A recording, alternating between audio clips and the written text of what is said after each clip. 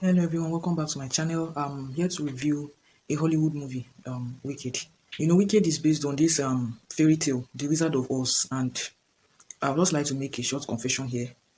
I don't know the story of Wizard of Oz, honestly speaking. Like, I know other fairy tales, but like this particular one, I somehow just missed it. The only thing I know about Wizard of Oz is that I heard that it was based on the American tax system or something. Like, whoever wrote the fairy tale wrote it based on the American tax system.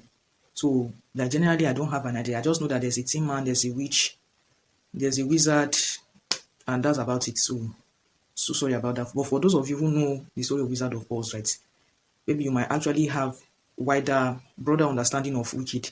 But anyway, I just went ahead to watch it. Though I didn't want to watch it initially, it took me some time before I decided to watch it. I didn't want to watch it initially because when the movie was being promoted and the two main casts were interviewed, I like sort of like watched the interviews and they were crying in almost all the interviews, and it got me bothered because I was wondering what they had gone through on set that would make them to be crying everywhere they went.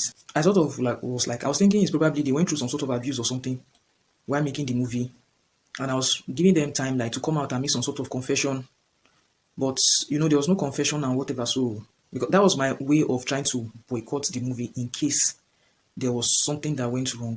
Everything was okay. Maybe I guess they just got carried away. They were too into the movie, of which I don't think is professional. Anyway, I don't think an actor should like get so personal with the role to the extent that it starts to affect them in their normal life. But whatever that is, anyway, that's just the background reason why I didn't watch this movie immediately.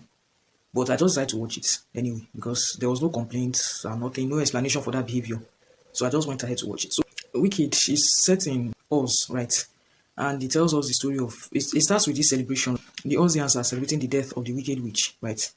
And this fairy, I'll call her a fairy princess, she comes there, she's also celebrating with them. And after the whole celebration, she decides to take her leave when one of the children of Oz, asks her if it's true that she was a friend to the witch. And she said yes, and her answer it shocked everybody. Then she tried to explain. She said she would explain how it all happened. And she said their paths crossed, the both went to school together. So the fairy was now practically telling us the story of the witch, right? So we go back to the story of the witch. We see her mom, her parents, and then we see that her mom was smashing someone else, like cheating on her father, right? And they both, the mom and the person that she was smashing, they both drank this green elixir. So when she was born, she came out green, right? And the father just detested her because of that. Like, he didn't want to have anything to do with a green baby.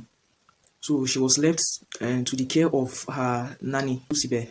So it was Lucifer who took care of her. And after some years, she had a younger sister, Nessa Rose, right? So the father loved Nessa Rose more than he loved her because Nessa Rose came out the right color. Nessa Rose got admission into She's University. The day they were welcoming the new students, the green baby, yes, her name is Elphaba. Yes, the green baby is Elphaba. So Elphaba and her father, they see Nessa Rose off to school. And that's where Elphaba comes across this pretty princess who's telling us the story now. The princess is Galinda. So she meets Galinda, and Galinda is this kind of like from that scene where Galinda was resuming She's University. I sort of like the character was portrayed very well. Like I really like the acting because I'd even forgotten that it was a movie. It felt so real to me. So I could say that the character was like self-centered. She wanted to be liked by everybody. She wanted to appear like she's a good and perfect person to everybody, and it put me off. It was from there I started to have suspicion about Galinda's personality. And so Galinda meets Elphaba, and she tells her that she's so sorry that Elphaba is green, and Elphaba shouldn't worry. She should be patient. Once she has learned the art of magic from She's University, right? She will make sure that she finds Elphaba and change her color to the right color so that Elphaba is no longer green. And then Elphaba sort of finds that odd. And Elphaba, how will I put it? Chastises her like, how do you just meet someone and you promise to give them something that you don't have? You haven't even learnt it. You are not even sure that you will see me, and you're already promising this publicly, right? So they kind of like have personality clash. At that point, they have personality clash, but whatever, Elphaba just lets it go. She isn't the one going to school, right? But Elphaba's father tells her to monitor her sister Nessa Rose until her sister gets to the hostel. Once her sister is in the hostel, then she can go back. She can come back to him and they both go back home, right? Nessa Rose is in a wheelchair, People now start to pity her. The people around her pitying her. Oh, let me just take you there. Let me take you. And Nessa Rose doesn't like that pity party. She's this kind of person that wants to be independent. She doesn't want to be pitied. So, people just were not listening to Nessa. Let me help you. Let me help you. And it got Elphaba angry. And Elphaba has these uncontrollable powers. She almost destroys the auditorium right where they are. And this is noticed by of sorcery studies, Madame Moribo. And Madame Moribo covers up for Elphaba's powers and said she was the one who did that because they were like disturbing Nessa and all. She just covered up for her. And then Madame Moribo takes Elphaba aside and gives her a scholarship, saying that she wants to train Elphaba personally on how to control her powers. That's how Elphaba also gains admission to the school. She and her sister are going to school together, and somehow Elphaba ends up being the roommate of Galinda. And we've already established they didn't like each other. They had this personality clash. Imagine being roommates.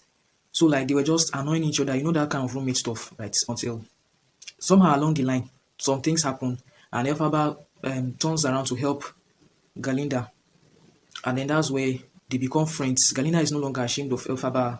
They are friends, they are roommates, they are besties. They continue to do things together. Elphaba receives a special invitation from the Wizard of Oz, and she was supposed to be the only one who would go there to see him. But because she was so close to Galinda, Galinda had now changed her name to Glinda. That's a funny backstory, right? So they had this lecturer who was a goat, Dr. Dilemont, and because he was a goat, right, he couldn't pronounce Galinda properly, so he was pronouncing it Glinda, right? And she was even upset, like, why can't he pronounce it well and stuff. Like, the character was really self-centered. I really like that about. She was able to act it properly. So something had happened, and the animals had been taken into captivity, right? This affected Elphaba so much because Elphaba had already grown fond of the lecturer, had grown fond of the animals, and it affected her that they've been taken into captivity. It affected her and Galinda's boyfriend, Prince Fiyero. Yes, Galinda was dating Prince Fiyero. Actually, Prince Fiyero, there's a lot to this. I don't want to really let everything out. I want to try and make it no spoiler as possible.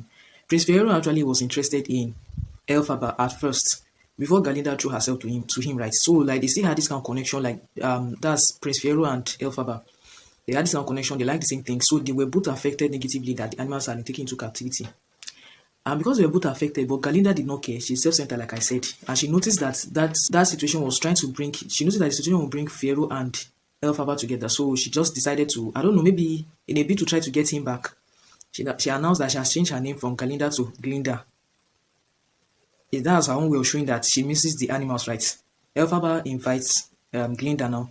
Elphaba invites Glinda to follow her to meet the Wizard of Oz. And then they get there and a lot of stuff happens. So I don't want to say that. I just like you to get the movie, to watch it and to enjoy it. So this Wicked actually is actually part 1. There's going to be a part 2 later on. They didn't finish the story. Which I really enjoyed it. They acted it so well. Like the instance where the best thing I liked was at the instance where Galinda and Elphaba have set their differences aside and they just became friends. It was so touching. I really liked it. In fact, I cried.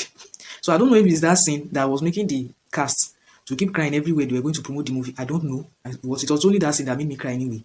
And I thought that their own crying was a bit exaggerated, but whatever. The movie is interesting, I assure you. The movie is interesting. You will not regret watching it. And yes, it's a teenage movie. That's the only thing I didn't really like. It's not that I didn't like it because it was a teenage movie. I didn't like it because it was a musical. I just have issues with musicals. Right? When I'm watching a movie, I want dialogue all through. Say what you have to say, and I'll listen to whatever you have to say. But like singing, for me, it's so much work watching musicals because they are singing what they sing the dialogue, right? And for me, it's a sort of distraction personally, because whenever there's singing in a movie, I want to listen to the tune. I want to listen to how they are singing it, and I'm also trying to put my mind on the wordings and then put my mind on the action. So it's like I have to focus on so many things at the same time. But if it's just dialogue, right, I can just be at ease and focus on just the actions and what they're saying. But singing, it's like I'm listening to singing. I'm listening to a song rather. I want to get the beats. I want to see if it's a beat I can dance. I want to see if it's a beat I can teach children. That was just the only issue I had. It was a musical. I don't really like musicals. But apart from that, other than that, the story is very, very interesting. I recommend that you watch it, and I know you're going to enjoy it. So that's that about this review. See you in the next one. Bye.